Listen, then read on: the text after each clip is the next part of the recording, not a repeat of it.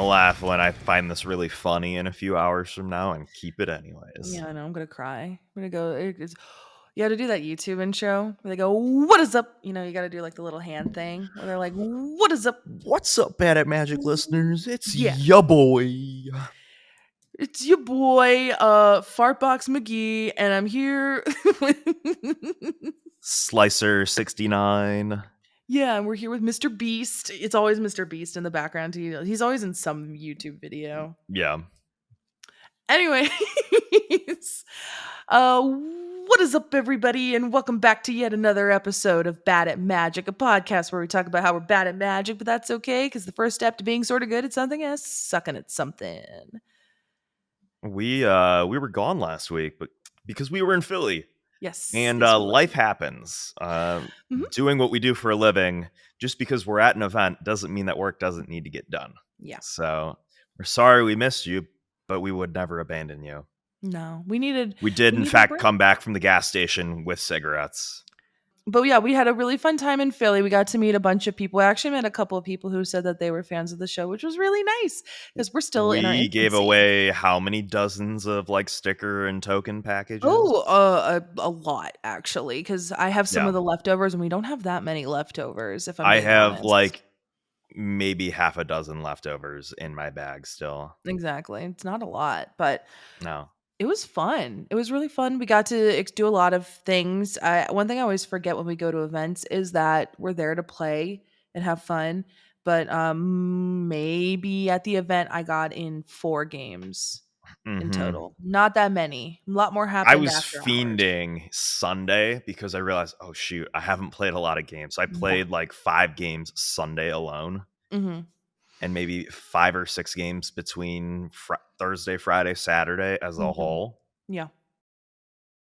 But there were I people who were even worse off than us.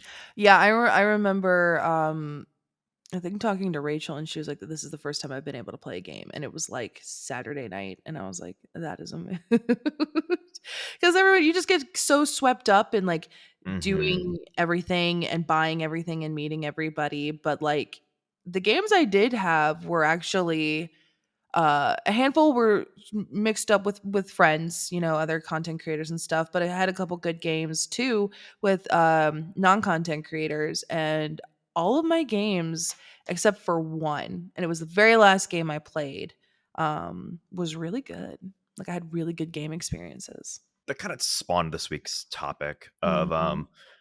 content games versus like actual games of Commander. I Mhm. guess is like a clickbaity way to put it.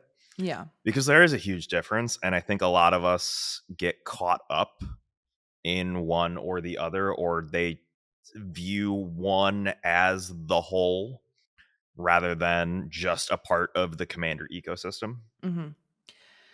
But before we get into the topic, Chase, where can people find the show? Wow, I'm so glad that you asked that in a very natural way. You can find the show on every little podcast platform that your tender little heart desires, be that places like Spotify or Apple Podcasts. And we also have a beautiful visual version with our faces, which you can look at on YouTube. You should definitely check that out. And while you're at it, why don't you give a little thumbs up, you poo? Maybe type a little comment, tell me how nice my hair looks. It's a lie, but it'll make me feel better. And you can also subscribe to us as well. It makes the good brain chemicals go burr, and it helps us defeat the evil algorithm overlords. Makes my hair grow longer, which by the way, please do. I want this. I want this to grow longer. I hate it. My mom looked at my hair and she went, "Oh, you cut your hair." Not a good It's usually answer. how it goes, right? Hmm. Well, oh, like, and you got bangs while you're at it too. Like, you Well, she did knew. both rash decisions She at the knew I same had time. bangs. She knew I had bangs. Fun fact: when I got my bangs, she got her bangs. There's Hmm. something there. I don't really feel like getting into it. Anyways, let's get into this week's topic. So, like, actual commander and content commander, like you come from like a actual commander kind of perspective, Mhm. I and do. like are very in touch with like actual commander. Yes. Whereas like the last like 3 or 4 years, I've like almost exclusively played commander for content. Mhm. Like I have my one group of friends who are like normal people, but I have corrupted them Mhm. in a certain sense where they have started to like maybe build like a content creator, but they're still like Mhm. rooted in that like build like just your average player at Mhm. an LGS kind of situation. Yeah. So I guess that means like we should describe like what is an average commander player? Because I have an opinion about this. Yeah, we chatted about this briefly. I'm really glad that you're bringing up this because we're not on the same page about this, and that's totally chill because I think it's important to have these different opinions and perspectives. But my Hmm. definition of an average commander player is basically a person who isn't really like who isn't a content creator. And I know that sounds like really weird, but like there are a lot of commander players who I feel are really passionate about Magic, and are in franchise. And I still think you can be in franchise and be an average player because you care about your game and the passion, and you want to like watch people that you like. So like you might watch like Tolarian Community College or Playing with Power or something like that.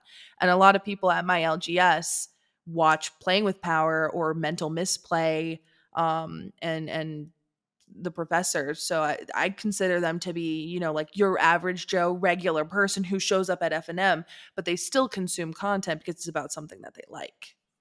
See, and like I'm of the belief that like the Magic ecosystem is so expansive. Oh, Mhm. Commander in particular is so expansive. It's so large. It's so huge that the average player doesn't engage with content whatsoever. Commander might be the most popular way to play Magic Mhm. in the eyes of someone who is engaged and enfranchised. For the average player, the most popular way of playing Magic is kitchen table, cards I own, put them into a pile, and go.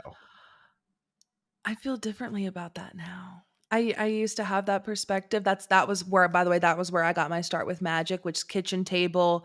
My ex-boyfriend had random decks that he built, and they were like Soul Ring and a 60 card kind of style deck. So like lawless, you know.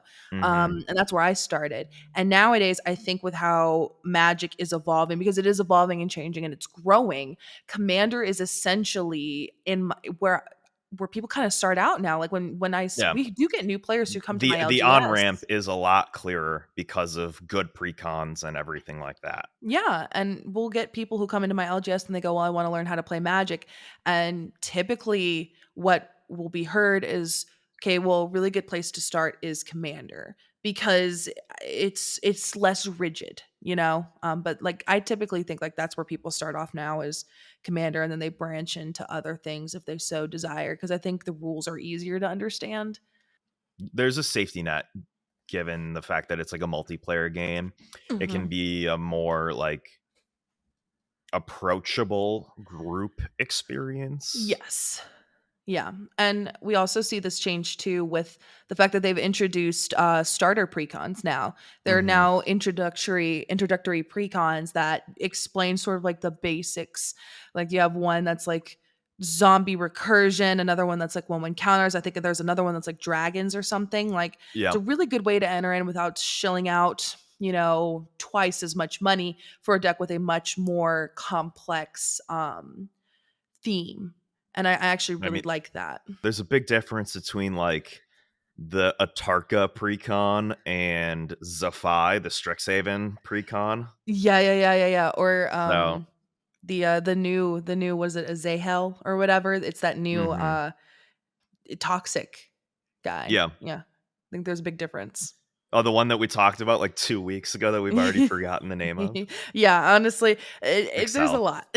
But essentially I think it's good for us to have these differing opinions on like where people kind of are in terms of like I don't know. I think my definition's a little bit more gives a little bit more wiggle room Mhm. than most because I think because we're so chronically online, and I'm using that for us because we are that we I think our scope has We are been the narrowed. most engaged as it gets. Yeah, I think there's definitely different levels of enfranchised, and we could go off on that topic for hours, and I'm not going to Mhm. make us go there. But that's why I include enfranchised players because I think you can be at the tippity top, or you can be just kind of like you have the bare no. Like you were in Philly, obviously. I was in Hmm. Philly, Yes. obviously. Like what was like the biggest difference between playing in Philly and like playing on a stream? Like, what if you had to narrow it down? What would you Yeah. say? Um, I actually made a little bit of a tweet about this. At Philly, my Rule Zero conversations were almost minimal to none. Whereas when I stream or make content, or if I guest on someone else's content, there's almost always a pretty good conversation about what decks we're going to play and how they match up with everybody. And that was just not an experience I had in Philly. And I think part of it is when you're doing games for content, like it can't be a dud. Mm-hmm. Everyone's time is very valuable. Mm-hmm. I know Rachel talks about the like the camera ready mulligan. Mm-hmm. If your hand is not camera ready to like do the thing and have like a Mm-hmm. solid pan out, you just mulligan it. I think that's just like a good rule of thumb anyways, but it's Yeah. even more important in content. When you're playing a game for content, like you're not there for yourself, you're there to entertain. Not to say that we're not having fun entertaining, but Mm-hmm. it's just a different set of priorities. Yeah. I I really like that because, as creators, we have to be on when we make content. And that's not to say like, oh, it's fake or whatever. It's just, you have to be in the mindset to entertain and to make because you want the people who's watching the game, you don't want to feel like they wasted their time. Mhm. Because their time is also limited and valuable and they're choosing you to watch. And so you want to make sure that they get something out of it, whether it's a fun game, an interesting deck tech or something like that. Um, I mean, so think about it this way, yeah. like, if you're gonna watch an episode of Game Nights, Mhm. in the time that it takes to watch an episode of Game Nights, you could have Mhm. watched an episode of Last of Us. You could have watched most of a movie. Mhm. You could have gone Like, out to dinner. you are choosing to watch a game of Magic. Yeah. I will say something though that I actually really appreciate and slightly off tangent, but I think it's also really important to say. I feel like as content creators, I think it's also important for us to have those games outside of content. Because there have been I don't remember who said this, so I don't think we can find it, but someone on Twitter posted saying like I had a really good game like at my LGS or I had a really good game with my friends and all I could think about was like this would be so cool like if like this would be a great like YouTube stream or a great like Twitch stream or like this would be a great camera game or something like that like and they were like I really didn't like that I thought about it that way because I just wanted to chill and have fun but like sometimes being so content focused kind of shapes the way we perceive our games and that's why I really try really hard to have games that are either not streamed or play with people who are not content creators because a lot of my friends are content creators because that's our peer group, that's our friend group. But I also Mhm. have friends at my LGS that I make a habit of going to play with because it's just there's this key difference and I feel like we don't see that talked about too much. Maybe that's because we're so enmeshed in what we do. I don't know. I wouldn't even say that our perspective is different. Like our just our worldview in general is different. Mhm. Um, like I said, like our priorities are different than an LGS player. And because of that, the things that we're gonna just play in the first place are gonna be Mhm. different. I agree. I think it's very interesting because, and I really want to emphasize this, my perspective of an LGS is going to be vastly different than yours is, EK, versus anyone else who's listening. Yeah, and my LGS is very interesting. I really love my LGS. I have a great LGS culture, so I'm there consistently. I also recently moved back to where I live, so I was using F&M as a way to kind of integrate myself socially in a place that I felt comfortable. So I've been going very consistently, so I have a really good understanding of like what's going on there, and I really appreciate it. And I find that the energy is very different for a number of reasons. People at my LGS pay attention to content. They pay attention to a lot of people at my LGS are fans of like playing with power and mental misplay and stuff like that. I know I brought those up, but I've been seeing key differences in a lot of things like understanding of like rules, existence of the RC and CAG and stuff like that, as well as like the way that they play their games, the way that they have Rule Zero conversations, and even the cards in their decks are Mhm. also very very different. Which everyone's deck is unique, obviously, but like compared to say like you and me who create content, it's pretty different. I'm lucky that I live in an area that is Mm, densely populated. There are several shops. like Pastimes, one of the Mhm. big organizers, and is contracted by Wizards to do a lot of Mhm. the events for like MagicCon and everything like that, is one of my local shops. Mm. Another one of my local shop, they maybe know who Sheldon is. They maybe know who the professor is. They don't engage in content whatsoever, but Mhm. that's the extent of it. Comparatively, like when I lived in Indianapolis, we had two shops, Mhm. and they were both incredibly spiky shops. Mhm. Like the average table at Commander Night FNM Mhm. was like a fringe CEDH table, Okay. but not calling it CEDH. They were playing database lists, but wasn't being described as CEDH because they didn't know what CEDH was by a Mhm. proper term. And I think that's interesting because my LGS has a CDH night dedicated to playing CDH. They also have a night dedicated to playing Pauper EDH too. I just think that's really neat because some shops have that knowledge, and Yeah, not to a fault of the shops. It's just some just don't know, and mine yeah, well, and a happens lot to of know. things have changed in like the last 5 to 6 years as well. I remember first going to the shop in Indy. You would sit down at a random table and you'd see like someone playing their Angels deck, like their mono white Lyra deck. Mhm. And in the pod, you would see mono blue Urza, who was like the brand new hotness. Mhm. And people were playing what would then become the database CDH list for Urza. It just Mhm. wasn't defined that way at the point. Mhm. This was the time where CDH players still had the stigma of being pub stompers, of Mhm. still just not having the resources to talk about what they were trying to do, or to talk about the type of game that they wanted to play. Mhm. But even to this day, this is something that I've talked to a lot of people about. Just because the resources are out there doesn't mean that they're getting into the hands of the people at the shop. So a lot of it boils down to people like us going out there and leading these conversations, informing Yeah. people on how to have a better experience, because they do want to have a better experience at their Mhm. shop. They do want to have better games. Yeah.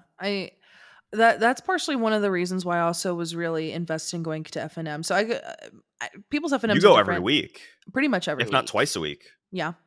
And my FNM is different because I've noticed this amongst my friend group, like in my town where I grew up, that for them FNM is like, like standard and maybe Hmm. other 60 card format, have fun like that.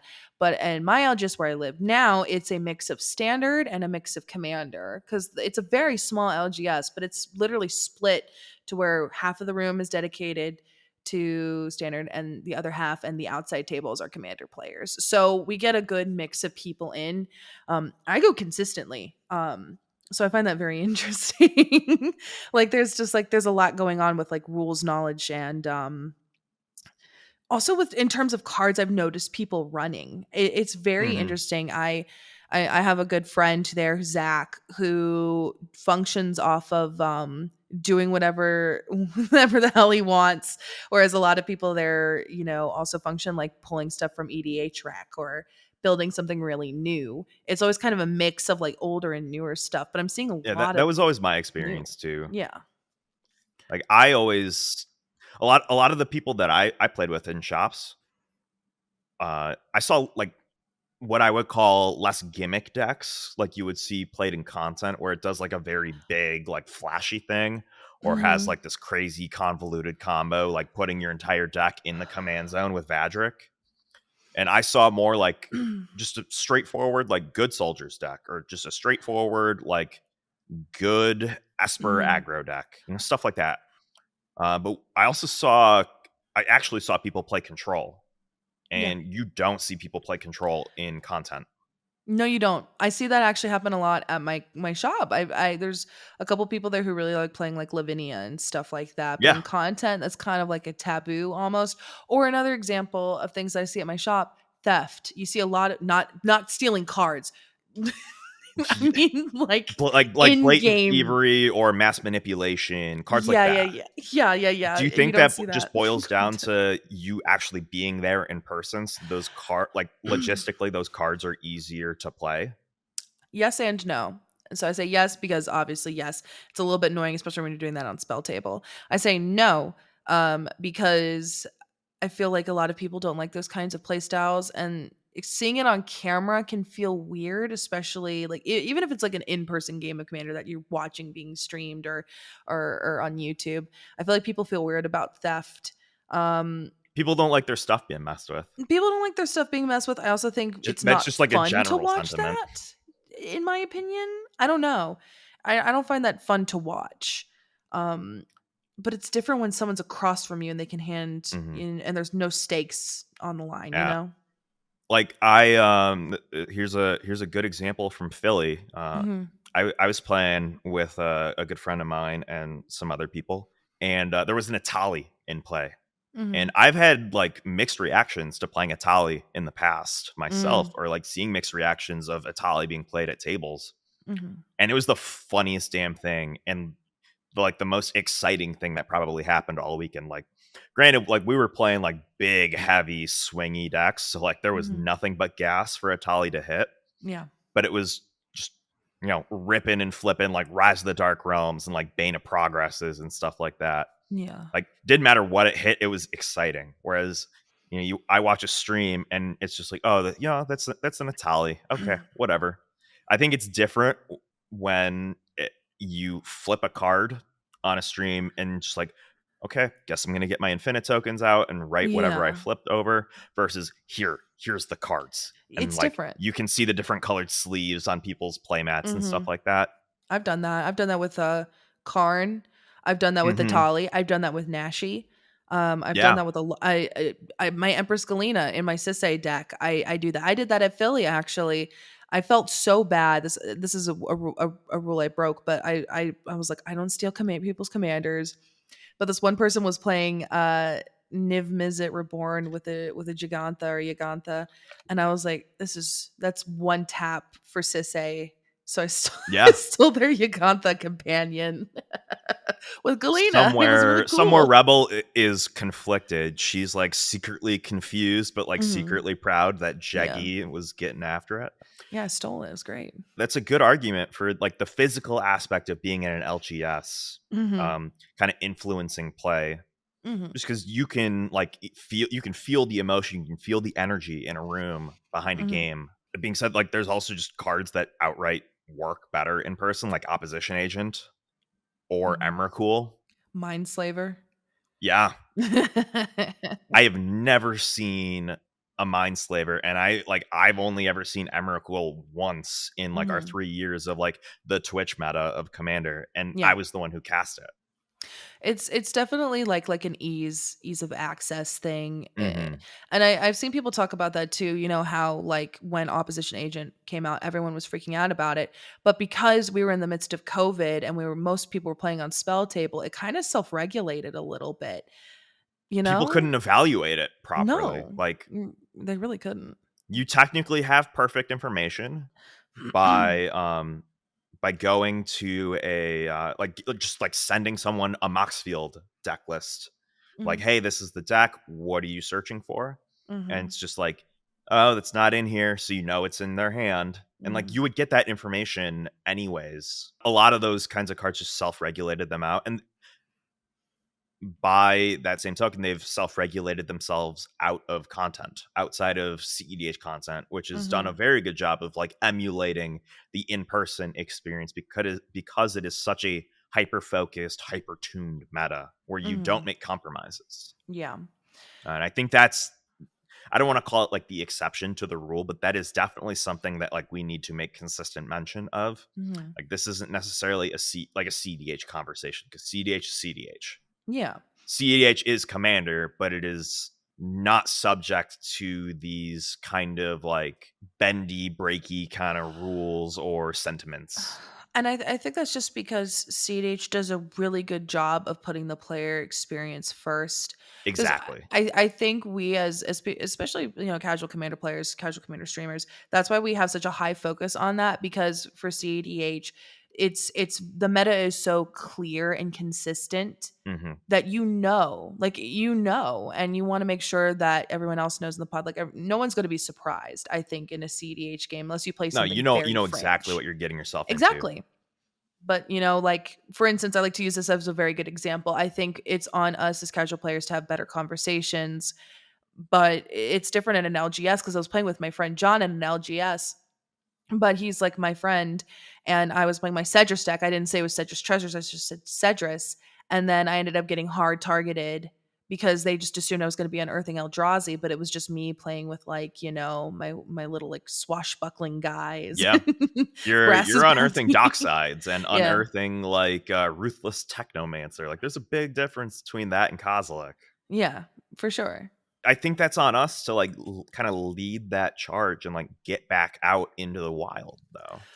Yeah, because particularly at my LGS, I notice there's not. I don't even know if I want to call it a rule zero conversation. There's conversations are happening, but they're not necessarily the same conversations that you and I have before we stream. Like, Mhm. typically, what We sit happens. for, like, 10 minutes. Yeah, typically, for the most part, that's why I try and get everything sent early because I want people to, like, have this. I've actually had people that I've guested on their content where they'll do a group chat maybe like a day or two before, and Yeah. in that like group chat, they're like, okay, what are we thinking? Because, like, again, it's that entertainment aspect, but they also want to make sure that everybody has a good time and they feel like their time isn't wasted. Yeah. At an LGS, I can rotate pods if I have a crap game. I can move, find a new person. If you're not vibing pregame, it's just like, man, all I have is Lavinia knowledge pool, or all I have is the most miserable deck that you can think of. Like, that's all I Yeah. brought with me. Mhm. You can just go find another table, and there's bound to be someone who is down to play that game. Totally. And I also think that we should point out the fact that with content, you can't really scoop. You know, No, you can scoop at an LGS. Exercise your right to scoop at an LGS, by the way. If you're not having a good time, leave, you know? your But time's valuable. exactly. But, like, with content, we can't just go, I scoop and then leave a game. We It's a can't do that. collective scoop. Yeah. And I feel like that's something interesting there too. Because at my LGS, typically what'll happen is instead of those very detailed conversations, one person will kind of initiate by saying, "So this is my, Dragon deck. It's my favorite deck. I really like it. It's just like a lot of cool dragons, and I really want to play it." And then typically everybody else will go, "Okay," and then they just pick out a deck from their box or their quiver that they think matches that, and then they play. Typically, that's what happens at my LGS that I've noticed is just one person says, "I want to play this," and then everyone else will kind of meld to that. Yeah, and I think part of that is there's an emphasis placed less on the game itself and more just spending time with people. Mhm. Uh, Commander's always been the format where the game is secondary, Mhm. and I've always felt when playing in LGS, Mhm. that's even more pronounced because you're there to be social like that. If you're going to Friday Night Magic, like that is your Friday night out. Yeah. You know, it's your equivalent of going to a bar, going to get dinner with friends and stuff Mhm. like that. You just happen to be playing cards. I've even had people at my LGS who will buy the precons, new precons, and we'll just play them out of the box, and it doesn't matter what the pod is, what Yeah, they're playing. They're like, I really want to play this precon, and, like, even if the deck levels don't match up, they still play the precon, and they still end up having a very good time. I've noticed that precon levels have been increasing, not only in power level, but also I've noticed people really enjoying the way precons have been built and have been, for the most part, keeping them intact where I am. and I mean that's a testament to the work that Chris is putting in, the work that Mhm. Glenn is putting in, the work that Mhm. Corey Bowen's putting in, Gavin, like Megan, that whole team is just Yeah. knocking it out of the park. Because that's something that I've noticed, in the years talking to people, going to the shop. The most common commanders that I see are pre-con commanders. Whether, like you said, it's the commander who's kept together as the pre-con, or they go and they take it and they do their own thing, or they upgrade the Mhm. pre-con, or they grab like one of the alternate commanders from the deck and they do their own thing with that. But like Mhm. it's not just an on ramp for commander Mhm. anymore. It is an outright like casual meta shaper, Yeah, because they're the most accessible cards. they are. And I really like Mile just because of how wide that variety is. I've been seeing a lot of precon commanders. People been in love with Mishra and Urza from Brothers War. Those precons. I I've been seeing a bet. lot of those in my card shop. but I've also been seeing a lot of like newer stuff too. Like I played in a pod where there was only one old deck, and I say old like Obosh, but like everyone else was playing like old Stick Fingers and Go Shintai, and then I was Chase, playing Sisay. Obosh is from 2020 or 2021. I count it old if it's 2 years is my cutoff. Ikoria. 2 years is cutoff. I was in my old house when Ikoria came out, so I count that as old. Fair, fair. But, You know who I I mean don't see out in the wild, like, ever? what? Partners. I Yeah, don't see what? partners. No one plays partners. I have one friend who plays Partners, only one, and his Like, deck is I don't weird. even I don't even see partner with. No, I Like, I don't don't see either. Sylvia and Corvath. I don't see Kazur and Ukima or, Shabraz and, yeah, Brolin and Shabraz. yeah, I Like, don't I see see that none either. of that. Yeah. Like, the only, like, quote unquote partner deck that I see out in the wild is like I have a friend who plays Trin and Sylvar, which is from a precon. Yeah. My friend Brandon, shout out to you Brandon, has a deck he calls Paw Patrol, and it's Yoshimaru and Rograk. And it's very streamlined legendary themed, you know? Yeah. And it's good. But like I don't know. I don't know about like your friend group or anything, but I see a lot of people in my LGS also kind of experimenting with uncommon commanders too. We my friend group, they're a bunch of mad scientists, Mhm. but it's mad science in the 99 rather than the command Okay. zone. And that's Mhm. something that I noticed as well, especially in indie. You saw the most popular commanders, like it was the greatest hits of EDH rack, and then like fringy kind of CEDH Mhm. decks, but the spice was in the 99. Like it was, I want to build around this weird old card that I love, or I want to build around Wild Pair, or I want to build around cards like War Spheres, where just like we're taking advantage of Mhm. being in person, like we were kind of talking about earlier, but in a very unique kind Mhm. of like physical way. It's not the commands. They're not experimenting with like backgrounds and weird partners just to enable colors and stuff like that. They're actually being more restrictive than we Yeah. might otherwise be in that sense. When it comes to a lot of spice in the 99, I feel like a lot of people at my LGS run cards that are a lot older. Like it's always a mix of like brand new cards or really old cards, like really old cards Mhm. and nothing really in between. Like my friend Zach, before I emphasize this, you can win at my LGS for FNM. I know Commander you can't really win, but at my LGS if you win a game of Commander, you write your name down on a piece of paper and you put it in a cauldron. And at the end of the night, they draw names and hand out prizes. It's fun. It's great. It's a good way to get people in the store.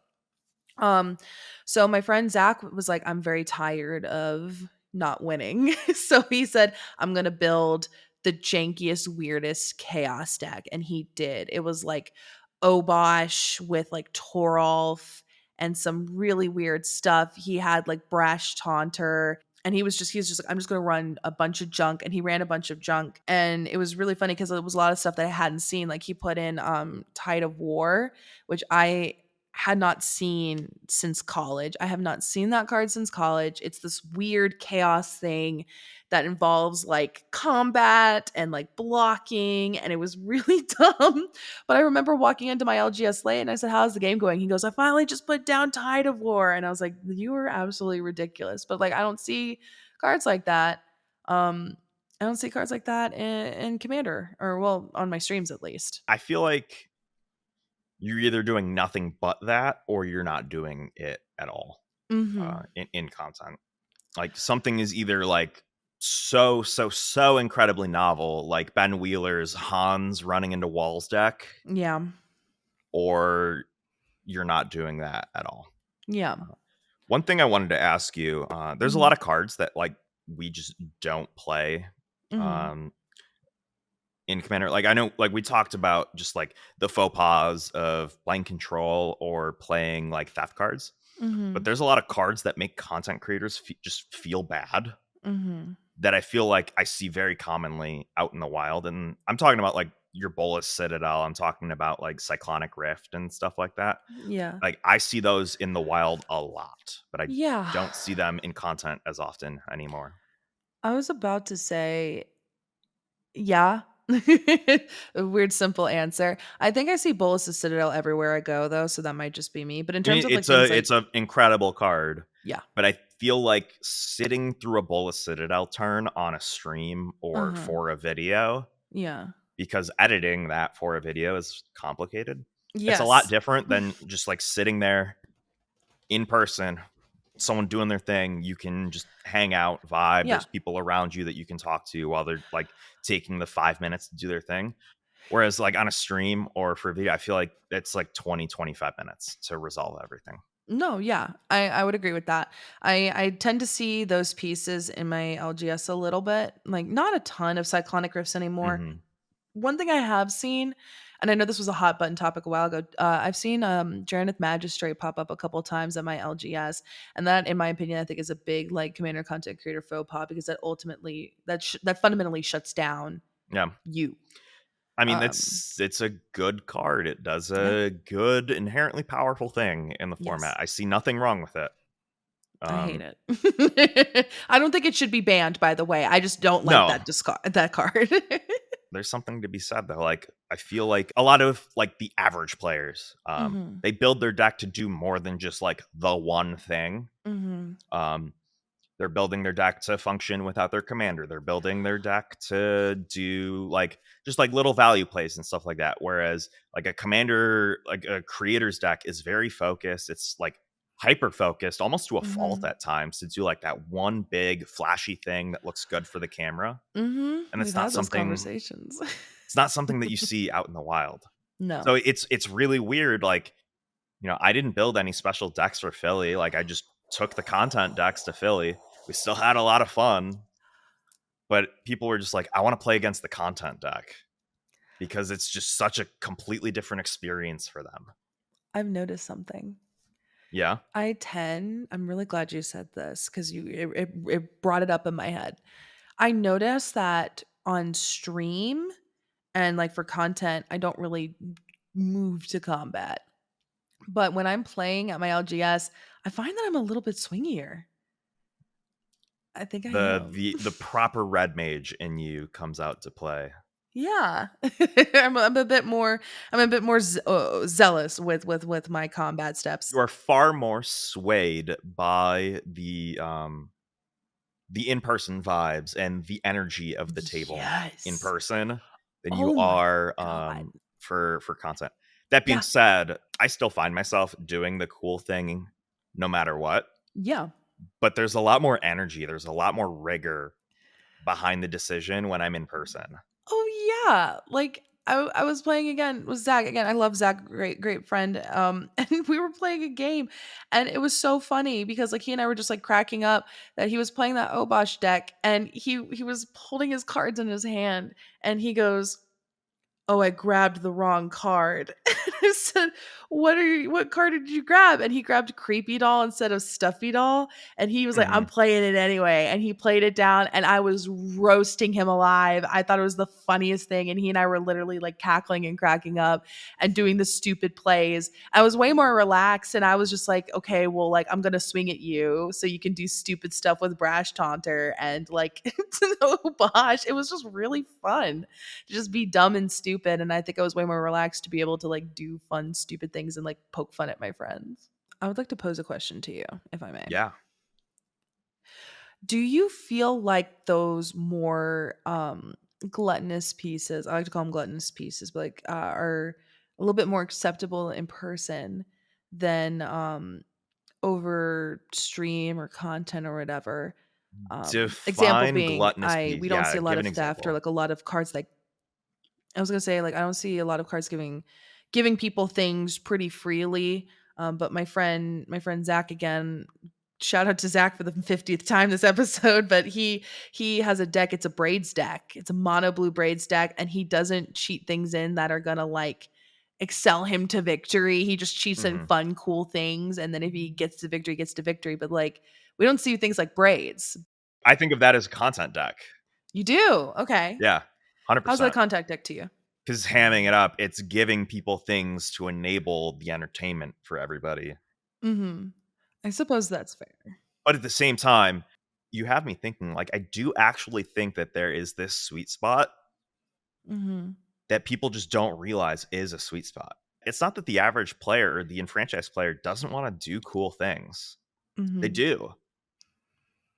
It's just that doing those cool things, they go Mhm. about it in a different way. At the end of the day, our decks are the same. We are the same people. Mhm.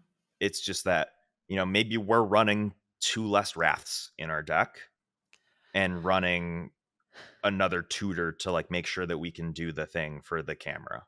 Mhm. And, like, you're just running 2 wraths because you play in a very, like, battle cruisery kind of meta where things are slowed down, Mhm. where you don't have to, like, keep a game snappy for 70 to 80 minutes, where things are just Mhm. constantly going and things constantly have to move.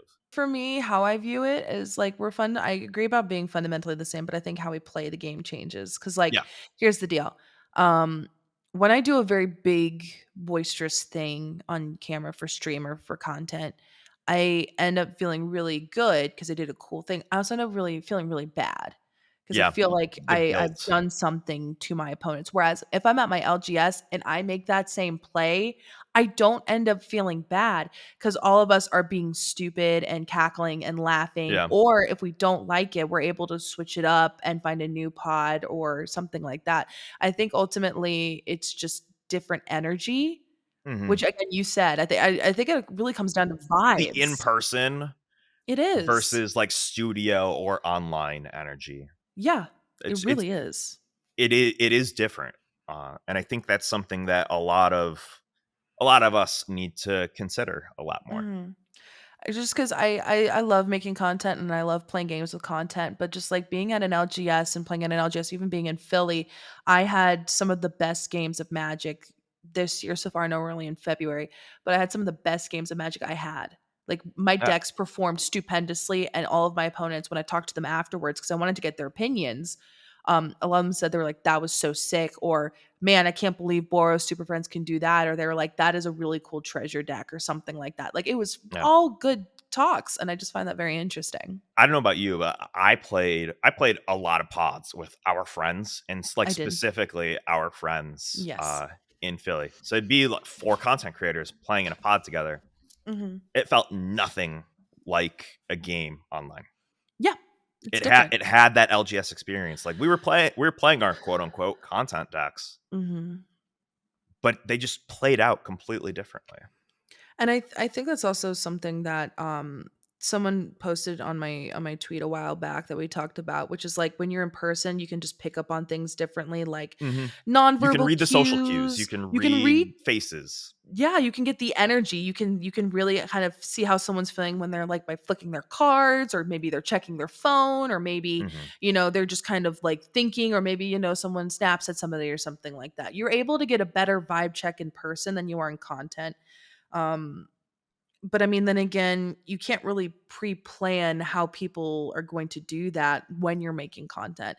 You can plan decks out as far as you want, but like how they interact with each other is going to be a completely different thing. That stranger coming into the playgroup Mhm. is a lot different online than it is in person because of Yes. exactly what you said, where you don't pick up on the social cues. You don't pick up on someone looking at their phone. You don't Mhm. pick up on, if they don't have like the extra camera up on their spell table overlay or whatever it is, Mhm. like you can't pick up on, like, oh, he looks incredibly distraught right now. Mhm. They look like they're not having a good time and Yeah. would rather not be in this game. Like you can't pick up on that as Mhm. easily. If we are to prioritize the experience of each other in Mhm. Commander, learning how to pick up on the different emotions or the different vibes that someone might give Mhm. off at a table Yeah. is something that's worth putting the effort into, because it's going to create a better environment for people to play, and it's going to create a more welcoming environment for people to play in, Mhm. and it's going to make people want to come back, because at the end of the day, the best commander game is a commander game where you say, let's do that again. Mhm. I'd have to say, with this whole kind of conversation, I don't think like when we kind of pose like, like the differences between commander content versus like actual in real life commander gameplay, I don't think we're saying one's better than the other or No, not. I they're just just saying different. like there's just key fundamental differences, and even we as creators who are so integrated within that space of content games, even we can be like, it's just, there's just such an amazing difference. I think it's a good difference, if I'm being honest, because those Mhm. in-person games just always feel so refreshing. I played with strangers at Philly and it felt phenomenal. It was fun because we got to do weird things. They had like this weird pseudo planes chase thing and none of us had ever done it before, and we just played it and had fun, and it was dumb, and it was wacky to see all the cool and fun things happen. And I think it's just because that it was that shared excitement and that vibe, and like that can be hard, I think, to pick up when you're making content. And I just think it just shows so much more in person, and how in person gameplay, I think, is really necessary It's the to. root of what makes this format this format. Well, yeah, like This I. format was built on, getting together with 3 of your friends or Mhm, being social and meeting, having an excuse to expand your table and meet new people and mhm. have an excuse to play with more people than you otherwise might not play with. Yeah, yeah, Like and that's what the format was designed to do. exactly, which is why I'm trying to nowadays, when they're, because I've fallen into the habit of playing again with like the same handful of people. I posted about that, how I'm trying to expand my online play group. But there have been a couple people who have messaged on Twitter being like, "Hey, I'd love to get in a game with you." And I always try to emphasize on or off stream, because Yeah, there's a difference. I don't want to make you feel pressure to make content with me. If you just want to have a fun game with me, I want to have a fun game with you. And I'm really trying to get out of that mindset of every game that I do online has to be filmed. I don't think it does, and I'm really trying to get myself out of that habit, because those games where you don't have a camera on you and you're able to kind of let that weight off your shoulders, just the energy is so much more fun. And yeah, by the end of the game, you may have been like, "Oh man, I really would have liked to have that on camera," but like that game would not have been the same had you been on camera. There's a lot of hindsight is 2020 Oh yeah. with a lot of thinking like that. Leading up to Philly, I said I'm going to take a lot of pictures. I'm going to take videos of people doing cool things. And when I got there, I was like, you know what? I'm Hmm. not going to do any of that. Like, I'm just going to Yep. like live in the moment, and I'm going to enjoy myself for this time that I'm having. Like, I would never do something like that at FNM. I would never do something like that at, on a random like Commander Sunday at Mm-mm. Pastimes. It's nothing special, but at the same time, the fact that it's not special is what makes it special to people like Hmm. us, because we're so busy. We don't just get a chance to take a step back and Yeah. hang out and do the thing that we love to do, but in a more relaxing setting. Well, that's why I try to go to every F&M I can go. I've missed the past 2, and I'm gonna miss this upcoming one because of Charlotte. But that's why I try to go to every single F&M, is because I don't want to lose touch with that enjoyment and that feeling, because Mhm, it's special, it's different, and I think especially for content creators, it's necessary. Because if you just only do content games, I mean, everything's going to be different, but I think that your enjoyment of it will also be different. There's just something so like refreshing and freeing about just sitting down and playing with a random person. And if mhm. they know who you are, cool. And if they don't know you are, even better. Chill, have a fun game, just Yeah. relax. And that's what I love about it. Thank you so much for listening to this episode of Bad at Magic. If you don't know who I am, my name is Jace, also known as Manicurves, and I'm a Commander content creator. I stream Paper Commander Thursdays and Sundays on my Twitch channel, Deck Building Tuesdays, as well at 7 p.m. Eastern. I write articles for Star City Games, and we also have this lovely podcast, which you should subscribe to. And I'm Eddie K Plays Cards on all of the things. I work behind the scenes with most of your favorite Commander content creators. So if you're supporting them, you're also supporting me at the same time, and that's really cool. What is also really cool is supporting this show. You can find this show on all of your favorite podcast platforms like iTunes, Spotify, Stitcher, uh, Google Podcasts. There's probably someone transcribing this podcast with a skywriting airplane right now. So who knows? But you made it this far into the episodes. It's not too much to ask you to hit the little thumbs up, hit the subscribe button, leave a review, all that kind of stuff that makes our brains feel real good, and help us defeat the evil algorithm overlords, because that is also great.